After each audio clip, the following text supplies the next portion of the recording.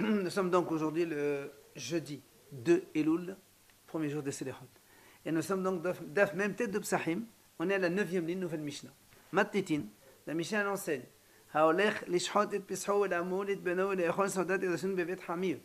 si quelqu'un il est en route pour aller faire le Korban Pessah, ou bien il est en route pour aller faire la Brit Milah de son fils, ou bien il est en route pour aller manger un repas de fiançailles, il va se fiancer, il va chez les beaux-parents pour faire la séoda d'engagement. Et en plein milieu de chemin, il se rappelle qu'il a encore du hametz à la maison. Et comme on est éveillé de Pessah, donc il faut qu'il aille vite le débarrasser. Alors, la Mishnah dit comme ça, s'il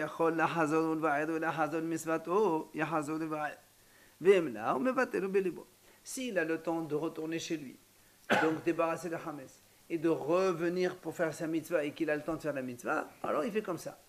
Maintenant, si le temps presse, que si le temps qu'il aille, qu'il revienne, la mitzvah elle est finie, dans ces cas-là, c'est pas la peine qu'il retourne. Il annule le hametz, il fait bitoul dans son cœur, et le hametz, il est mevutal. Ça, c'est le premier enseignement. Deuxième enseignement. Si maintenant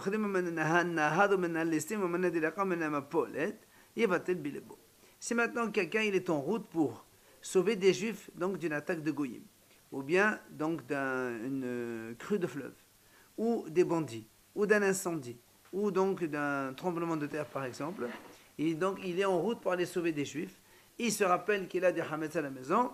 Là, la Mishnah te dit directement, il va tel bilebo, il annule de suite et continue vite sa route pour aller sauver les Juifs, évidemment, donc c'est différent. Troisième idée, si maintenant quelqu'un il est en train de faire, il veut aller en route pour aller poser un rouf, pour faire prolonger le trom, voilà, un tromin. Et c'était pour Shvetat Arshut, ça veut dire c'est juste pour aller rendre visite à un ami, par exemple le lendemain. Dans ces cas-là, il retourne tout de suite chez lui à la maison pour aller débarrasser le hametz. Évidemment, c'est facultatif, donc c'est pour ça qu'on ne donne pas de l'importance s'il retourne à la maison. Maintenant, deuxième sujet différent, mais qui ressemble. Si quelqu'un il est sorti de la ville de Yerushalayim, et il se rappelle que dans ses affaires, il a encore de la viande sacrée. Nous savons que les Qadashim Qalim, ce qu'on appelle Qadashim Qalim, la viande sacrée, mais korbanot légers, on doit les manger dans l'enceinte de la ville de Yerushalayim. Si ça sort en dehors de Yerushalayim, il faut le brûler, on n'a plus le droit de manger. Donc lui, il est sorti, et il a de la viande, il se rend compte qu'il a encore de la viande qui reste du korban. N'importe, Shlamim, Toda, c'est Qadashim Qalim, tout ça. Alors la Mishnah dit, Im Avad Sofim, si il a dépassé une ville qui s'appelle Sofim, alors il le brûle sur place. Puisque de toute façon, c'est de la viande qui n'est plus cachère, on ne peut plus la manger, il la brûle sur place. Vemlav, si maintenant il n'a pas encore dépassé cette ville de Sofim, il doit retourner au Beth Amikdash, parce que normalement la viande qui est devenue pasoul, il faut la brûler au Beth Amikdash avec donc dans un endroit réservé à cela pour donc brûler la viande qui est inapte à la consommation. Donc lui, s'il a dépassé la ville de Tzofim, il le brûle là où il est. Si maintenant il n'a pas encore dépassé la ville de Tzofim, il revient au Beth Amikdash, donc il retourne à Yerushalayim, il revient au Beth Amikdash et il brûle la viande là-bas, mais c'est un peu en dehors de Yerushalayim, bien sûr. C'est plus loin. Non, c'est pas d'accord. On appelle comme ça parce que de là-bas où il est, on peut voir le Beth Amikdash. Maintenant, la Mishnah elle dit quand on a dit dans tous les cas qu'on a vu précédemment qu'il doit revenir pour débarrasser le hametz, jusqu'à combien, jusqu'à quel volume? Est-ce que même pour une miette de pain il faut qu'il retourne? Combien? Non, les deux. Aussi bien pour la viande. Imagine, il se rend compte qu'il a encore un morceau de viande comme ça. Et il faut qu'il retourne au Beth Amikdash pour le brûler. Jusqu'à combien? Dans les deux. Rabbi Meir Omer Zevazeh bechabetza. Dans les deux cas, aussi bien pour le hametz que pour la viande sacrée, kabetza. Il faut qu'il y ait un volume minimum d'un œuf. S'il a un volume minimum d'un œuf de viande, il doit retourner le brûler au Beth Amikdash. Ou s'il sait qu'il a un volume minimum d'un œuf de hametz à la maison, là il retourne. Moins que ça, non, il ne retourne pas. Il bétoule le beau ou bien il le brûle sur place. Rabbi Yehuda Omer, c'est basé sur Chazait. Rabbi Yehuda dit non, dans les deux cas, c'est Kazait, uniquement comme une olive, pas comme un œuf, la moitié. Maintenant, Hachamim Omrim, Hachamim disent c'est différent. Bessar Kodesh, Bechazait. Hametz, Bechabessa. Hachamim, il faut une. Entre 50-50, moitié-moitié. Si c'est de la viande sacrée, c'est Kazait. Il a plus Kazait de viande sacrée, là il doit retourner pour aller le brûler au Betamidash. Maintenant, si c'est du Hametz, il faut un volume minimal de Kabetza comme un œuf pour retourner, donc le débarrasser. L'œuf c'est 56, voilà. Le volume c'est la moitié, 28. À la moitié de l'olive. Ouais, la moitié d'un œuf. Pour le Hametz, il faut qu'on le ramène On ne le ramène pas, non. Le Hametz, on avait dit que si quelqu'un il est en route pour aller faire une mitzvah et il se rend compte, et voilà, est-ce qu'il doit retourner chez lui pour débarrasser, pour brûler son Hametz ou pas?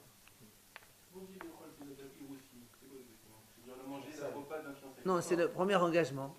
À l'époque, il faisait comme ça, il allait chez les beaux-parents, il mangeait un repas et en même temps, il donne... Le monsieur, voilà, le monsieur, il va chez les beaux-parents pour prendre la fille. Il fait un repas d'engagement. Alors, Gmara pose une question. Il y a une question.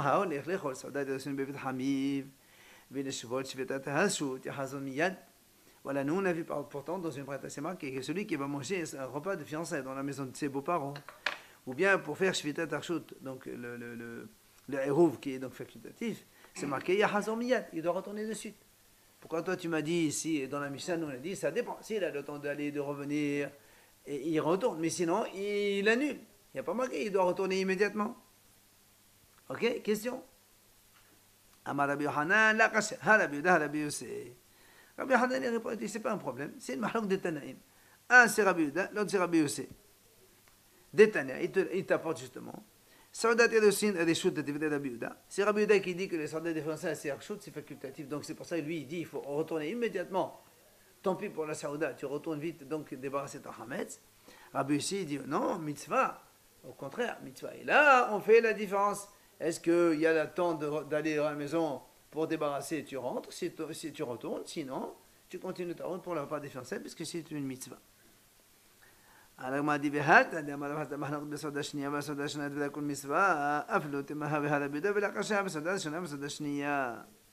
il dit, maintenant Rav Hasda, lui, il dit, la mahlok qu'on a vu, qu'on vient de voir maintenant entre Rabbi Yehuda et Rabbi Yossé, est-ce que la sorda des fiançailles, c'est mitzvah ou c'est facultatif? Ça, c'est uniquement dans le deuxième repas. Parce qu'il dit à l'époque, il faisait d'abord une première rencontre, un engagement. Ça, c'est tout le monde est d'accord que c'était un soldat des fiançailles, mitzvah. Et après, le lendemain, quand c'est officiel, le hatan, il retourne pour amener des cadeaux à sa fiancée. C'est comme ça qu'il faut à Djerba. À Djerba, il fait comme ça. Et le premier jour, il vient, il s'arrange. Le lendemain, il envoie un panier avec plein de choses. Tarkin, c'est la première fois. Après, il envoie une autre chose. D'accord? Dans ces cas-là, on peut dire que dans les deux cas, c'est Rabbi Yehuda. Un, c'est le Sauda Rishona, l'autre, c'est Tashnia. Sauda Rishona, c'est mitzvah. La deuxième, c'est facultatif, c'est pas ça. Donc, il doit retourner. Voilà. Au contraire, il est obligé de retourner. Puisque c'est facultatif, retourne débarrasser. Tania, Amar Rabbi Yehuda, ni le Shamat et la Sauda Tirosin, Aval Osiv Lonot. Rabbi Yehuda dit, dans la brette, c'est marqué, moi je n'ai pas entendu que Sauda Tirosin, c'est-à-dire le premier repas. Mais l'Osiv Lonot, c'est les cadeaux qu'on amène le lendemain. Il dit non, ça non. Amar Rabbi aussi, Ani Shamat et Sauda Tirosin, et Osiv Lonot. Moi j'ai entendu, non, dans les deux cas, c'est mitzvah. Même le deuxième repas qu'on amène, enfin le lendemain, c'est aussi une mitzvah. Tania, Rabbi Shimon Omer, Rabbi Shimon dit, Kol Sauda Shel Mitzvah, En Tamid Hacham Nasha Lehanot Memen. Tout repas qui n'est pas une mitzvah, un Tamid Hacham n'a pas le droit d'aller profiter là-bas. Alors, qu'est-ce que c'est un repas qui n'est pas une mitzvah? Kegon il dit par exemple quoi? Amar Rabbi Yohanan, Keron Bat Kohen Israël. Par exemple, une fille Kohen qui se marie avec un juif. Ça s'appelle une sauda, pas de mitzvah. Parce que les Kohanim, normalement, ils se marient avec des Kohanim comme eux, ou on va voir la suite. Ou bien, au Bat Tamid Hacham Namaas. Si un Tamid Hacham donne sa fille à un ignorant, ça aussi, c'est pas une mitzvah. Donc, il ne faut pas aller manger là-bas. Enfin, Tamid Hacham, il ne doit pas aller là-bas. De Amar Rabbi Yohanan, comme il a dit Rabbi Yohanan, Bat Kohen Israël, si une fille Kohen se marie avec un juif, le mariage n'est pas bon. Le résultat du mariage n'est pas bon. Donc on a dit, Maïhi, c'est quoi ça? Attends 2 secondes. Amar Rav Hasda, il a dit Rav Hasda, ça veut dire quoi le mariage n'est pas bon? Il dit soit elle devient veuve la femme, soit elle divorce, soit elle n'aura pas d'enfant. Mais maintenant, dans la Breta, on enseigne, ou c'est lui qui l'enterre, ou c'est elle qui l'enterre. Oh, mais ou bien c'est elle qui l'amène à la pauvreté. Alors la Gemara dit comment? Comment tu dis une telle chose? Rabbi Yohanan,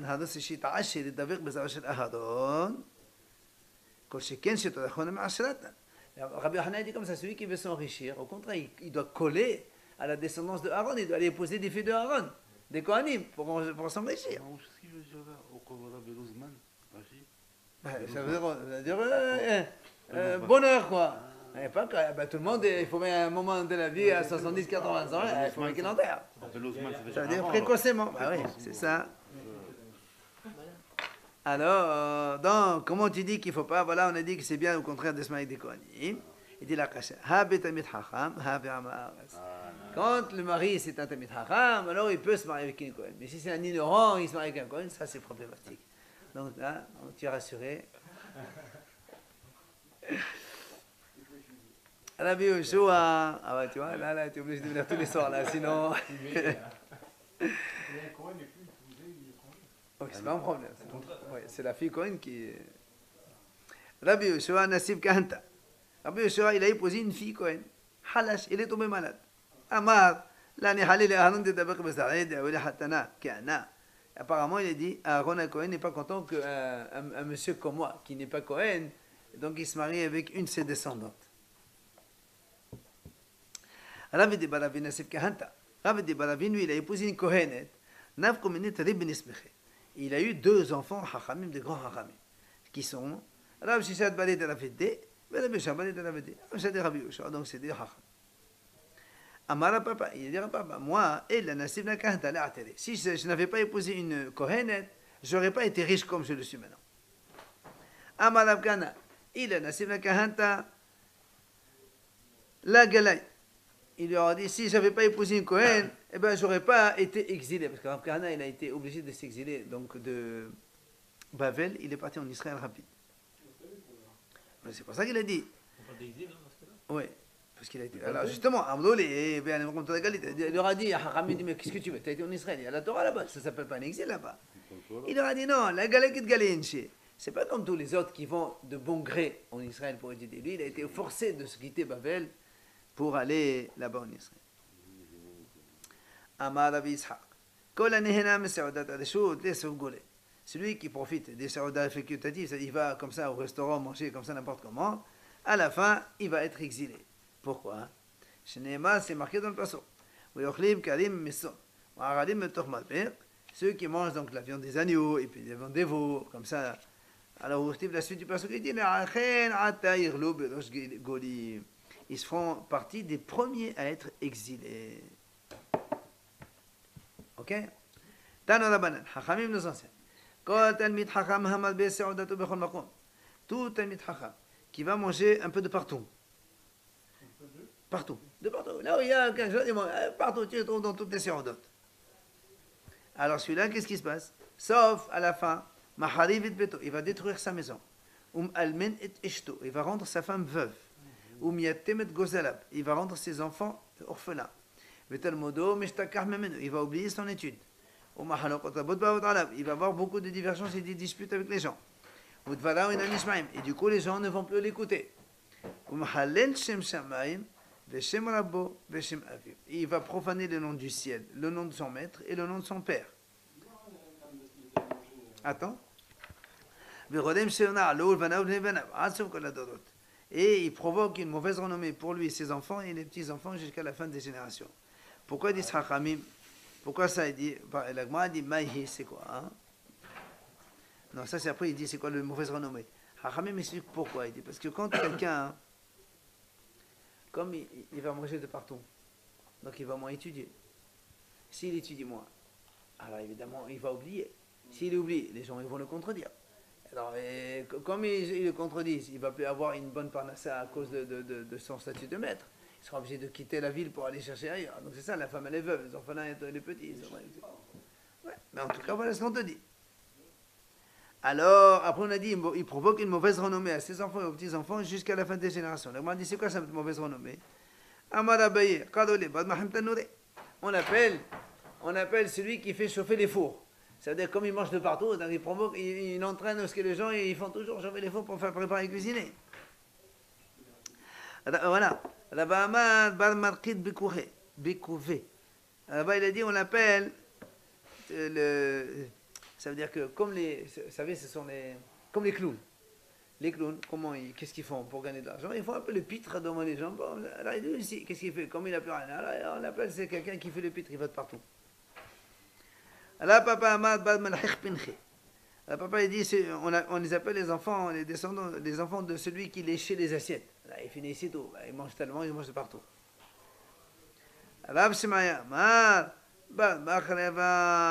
C'est-à-dire qu'elle lui dit, parce que comme il mange de partout, avant quand il mangeait, la boisson, la seule, c'était le vin. Donc il mange, il boit, il mange, il boit, il mange, il boit, à la fin il se saoule et il va s'étaler par terre dans les rues, tout ça, tout ça. Tano Rabanan, Hachamim enseigne. Le'olam, yimkor adam kol ma sheyeshlo yisabat talmid chacham.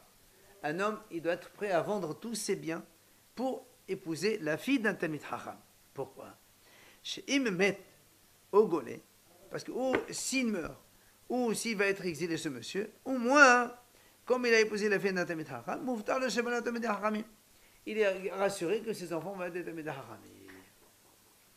Il ne doit pas épouser la fille d'un ignorant. Pourquoi? S'il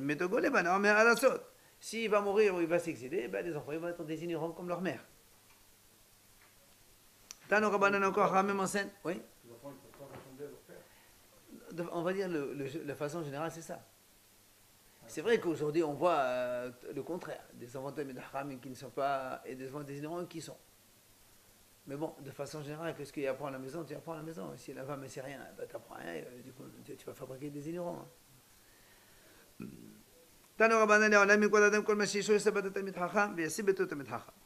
Un homme il doit vendre tous ses biens pour épouser la fille d'un Talmid Chacham et pour ou bien donner sa fille à un Talmid Chacham. Ça aussi. Mashal, c'est ce qu'on chante dans les mariages. Les branches d'une vigne, avec les branches d'une vigne, c'est quelque chose de bon et qui se marie bien ensemble. Velo Issa bat Ama'as. Et il ne doit pas épouser la fille d'un ignorant. Pourquoi? Parce qu'ils disent Hachamim, quand quelqu'un, les branches d'une vigne et les branches d'une autre plante, ça ne se marie pas ensemble, donc ça ne correspond pas du tout. Tano Rabbanan Hachamim enseigne, première ligne de la page, même peut-être à Moudbet. C'est le buisson. Les vignes, ça marche, ça colle pas, ça se marie pas ensemble. Tano Rabbanan Hachamim nous enseigne. Le'olam, yimkon adam kol ma sheyeshlo, v'yisab bat talmid chacham. Un homme, il doit vendre tous ses biens pour mériter d'épouser la fille d'un talmid chacham. L'homme a bat talmid chacham, il n'a pas trouvé la fille d'un talmid chacham. Issa bat gdolei ador. Il épousera la fille d'un grand de la génération. L'homme a il n'a pas trouvé bat gdolei ador. Issa bat hashek nesiot. Il prendra la fille d'un rave de synagogue. L'homme a bat hashek nesiot, il n'a pas trouvé ça. Issa bat gabay tzedaka. Il prendra la fille d'un gabay tzedaka, c'est-à-dire ceux qui collectent la tzedaka pour les gens. L'homme a bat gabay tzedaka, il n'a pas trouvé. Issa bat la melam d'etnokot. Il prendra la fille d'un enseignant, un rave qui enseigne la Torah aux enfants. Mais jamais il n'épousera la fille d'un ignorant. Pourquoi? Parce que les filles des ignorants, ils sont eux-mêmes comme des reptiles, et leurs femmes, c'est comme des reptiles aussi. Donc ça veut dire que c'est de la touma. Il dit comme ça, les Haramim disent que la fille de ces ignorants-là, c'est comme si quelqu'un il se marie avec un animal. S'il épouse la fille d'un ignorant, c'est comme s'il se mariait avec un animal. Tania, la Breta enseigne. Rabbi Omer, Am ha'alas asur le'echol besad behema. Un ignorant, il lui est interdit de manger la viande d'un animal. Chez Nehemar, je crois que normalement il faut corriger, Bassar tout simplement. Voilà. Il n'a pas le droit de manger la viande. Un ignorant n'a pas le droit de manger la viande. Chez Nehemar, Zot Torata behema ve'aof. Il y a marqué dans le passage, voici le statut de la behema et de l'animal et de la volaille. Mais il y a marqué le mot Torat. Hachamim, ils ont déduit de là. Quand la osek batora, motal echol besad behema off. V'chol shem osek batora, asur lechol besad behema off. Comme il y a marqué Zot Torah ta Behema ve'of, il y a marqué Torah et à côté Behema et Of, Chachamim m'ont rapproché. Tu étudies la Torah, alors tu mérites de manger les viandes de la volaille et des animaux. Si tu n'as pas de Torah, eh ben, donc un ignorant, il lui est interdit de manger la viande. Amar Rabbi Elazar, il a dit Rabbi Elazar, Am ha'ares, motal enochno b'yom kippurim shechal liyot b'shabbat. Il a dit Rabbi Elazar, un ignorant, on a le droit de le tuer le jour de Kippour, même quand il tombe Shabbat. Non, ça veut dire. Comment il va être jugé? Non, ça veut dire comme ça. Quand on dit, c'est une image pour te dire qu'un ignorant, ça vaut vraiment rien. On va voir la suite d'ailleurs, il va te dire pourquoi. Fais attention, voilà, justement. Un ignorant, bah, alors là, dans une ignorance, on a vu avant, je crois, on va le voir aussi, qu'est-ce que c'est ignorant, c'est soit qui n'étudie pas, ou bien il ne connaît pas la lachot, il ne connaît pas les mitzvot, c'est tout, il y a une différence, est-ce que c'est qu'un ignorant? En tout cas, celui qui n'étudie pas la Torah, c'est sûr que c'est un ignorant. Alors, le shorto. Alors, ses élèves viennent dire, pourquoi tu dis il faut le tuer, le poignarder? Dis au moins on lui fait la shchita, moi c'est caché, c'est mieux. Tu n'as qu'à dire, on peut lui faire la shchita le jour de Kippour. Il leur a dit non, même ça non. Pourquoi? Quand on fait une shchita, il faut faire une bénédiction. Et lui, il ne mérite même pas la bénédiction pour faire la shchita. Donc alors tue-le, comme ça au moins il n'y a pas de bénédiction. Hein? Amar Rabbi Elazar, Am ha'aras asunhet lavot aimu baderech. Regarde ce qu'il dit. Un ignorant, tu n'as pas le droit de lui tenir compagnie dans la route. S'il voyage, ne voyage pas avec lui. Pourquoi? Parce qu'il est dit dans le passage. La Torah, c'est marqué, elle, c'est notre vie. Et c'est la longévité de nos jours. Et alors, comme celui-là, il n'étudie pas la Torah, donc il n'aime pas la vie pour lui. Alors, al-hayav lo has, al-hayav lo lachol shiken. Si il ne tient pas compte de sa vie à lui, a fortiori de la vie des autres. Donc il pourrait venir à te tuer. Non, c'est pas dans Varot, c'est dans... Enfin, je sais pas. Non, il n'y a pas marqué. Il n'y a pas de référence ici. Alors, Amar Rabbi Shmuel ben Nachmani, Amar Rabbi Yochanan, Amar Ares, Motale Qur'an Kaddag. Et lui, il a dit, un ignorant, on peut le déchirer comme un poisson. C'est-à-dire, tu l'enlèves. Alors, justement, il dit comment tu déchires comme un poisson. Il dit Amar Rabbi Shmuel ben Nachmani, de son dos, c'est-à-dire de l'arête. Tu le prends et tu le... Et oui, c'est pour te dire tellement, il dit Chachamim, combien, en fait, les ignorants, ils en veulent au Talmid Chachamim. Les ignorants, ils en veulent énormément aux sages de Torah. C'est pour ça que nous, on te dit, fais attention, on te dit de te méfier des ignorants, parce que les ignorants, ils veulent du mal aux Chachamim. Tania, Amar Rabbi Akiva. Rabbi Akiva, il a dit comme ça. Quand j'étais encore ignorant, parce que Rabbi Akiva, il a commencé à étudier à 40 ans. Amarti, j'ai dit, qui me donne un sage de Torah que je le morde comme un âne? C'est comme la morsure d'un âne. Alors, il voulait le mordre d'un Talmid Chacham. Alors lui, il était ignorant encore. Voilà, quand il était ignorant, il disait. Voilà, c'est pour ça que quand il était ignorant encore, il disait, qui me donnerait un Talmid Chacham que je le morde comme un âne? Mais ça, c'est une image. Non, mais ça veut dire quoi? Ça te montre. Il était très loin, quoi. Il était très loin. Non. Mais non, il était très loin. Il n'aimait pas, il détestait les Chachamim au point qu'il voulait les mordre comme un âne. Alors, Amadou le Tamidav, Rabbi, il montre quelqu'un. Pourquoi tu dis comme un âne? Il dit le chien est mort. C'est le chien qui est mort, c'est pas l'âne. Il a dit non. Amalem, regardez où va la haine des ignorants. Zé no cher veshover aesem.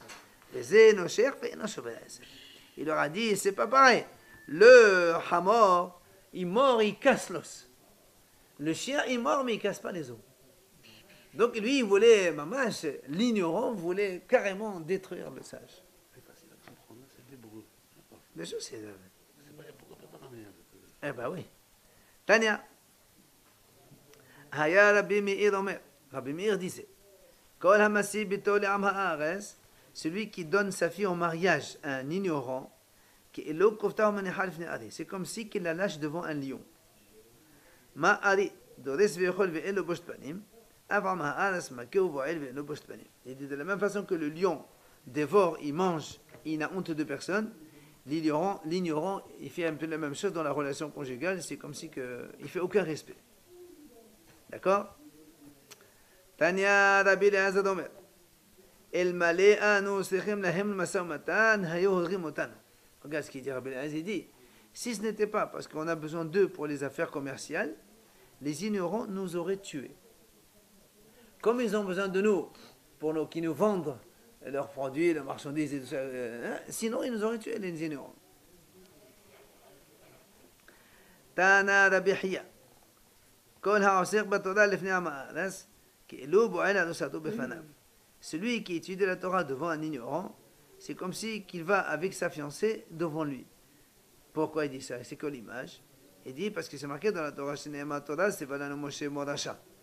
Nous on dit que la Torah, comme Moshe nous a ordonné, elle est Morasha, Kehilat Yaakov, tout le monde connaît le passage. Et donc la Dracha des Hachamim disent Morasha, elle la Meorasa. Il ne faut pas dire Morasha, mais Meorasa. Ça veut dire que la Torah, c'est comme notre fiancé. Donc si tu vas étudier ça devant un ignorant qui lui ne respecte pas la Torah, c'est comme si en fait que quelqu'un il prend une fiancée et va devant un ignorant.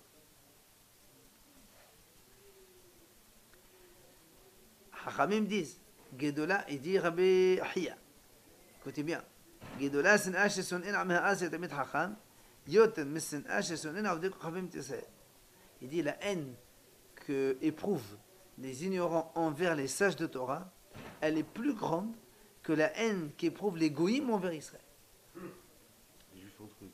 Ouais. Malheureusement. Il dit, et leurs femmes, c'est encore pire. C'est-à-dire les femmes de ces ignorants, ils détestent encore plus les Talmidei Chachamim, les sages de Torah, que donc. Pourquoi? Il n'y a pas marqué pourquoi. Hein? C'est incroyable. Pourtant, c'est ce qu'on voit. En fait. Malheureusement, c'est comme ça. Alors, Tana, écoutez bien ce que dit la Gemara après. On enseigne. Shana oferash yotel mikulan. Et celui qui a étudié d'abord, et puis après il a lâché, c'est le pire de tous.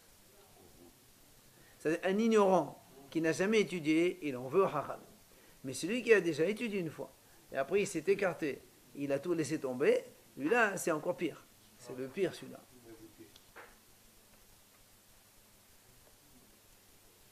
Alors il explique assez pourquoi. Parce qu'il a lu ça. Et donc il sait que les Talmidei Chachamim vaut une haine envers les ignorants, et du coup lui, il retourne la partie encore plus. Tano Rabbanan Chachamim nous enseigne. À propos des ignorants, on a enseigné 6 choses. C'est quoi ces 6 choses? La première, En Muslim lahen idut. On n'a pas le droit donc de leur transmettre des témoignages. C'est-à-dire, on ne peut pas lui dire, regarde ça pour que tu témoignes. On n'a pas le droit donc de recevoir un témoignage d'un ignorant. On n'a pas le droit de leur dire des secrets. On n'a pas le droit de les nommer tuteurs sur les biens des orphelins. Et on n'a pas le droit de les nommer responsables d'une caisse de tzedaka. On n'a pas le droit de leur tenir compagnie dans la route, c'est ce qu'on a vu tout à l'heure. Il y en a qui disent que même on n'a pas le droit donc de déclarer un objet perdu qui est à eux. Hein? C'est la Gemara qui le dit. C'est la Gemara.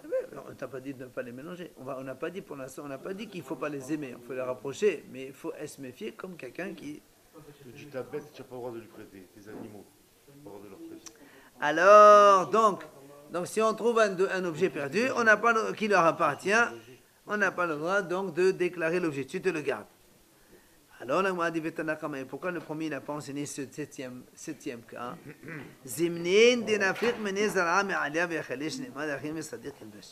Tanakama, il n'a pas cité ça, il a dit parce que des fois, un rachat, un ignorant, il peut avoir un enfant Talmid Chacham.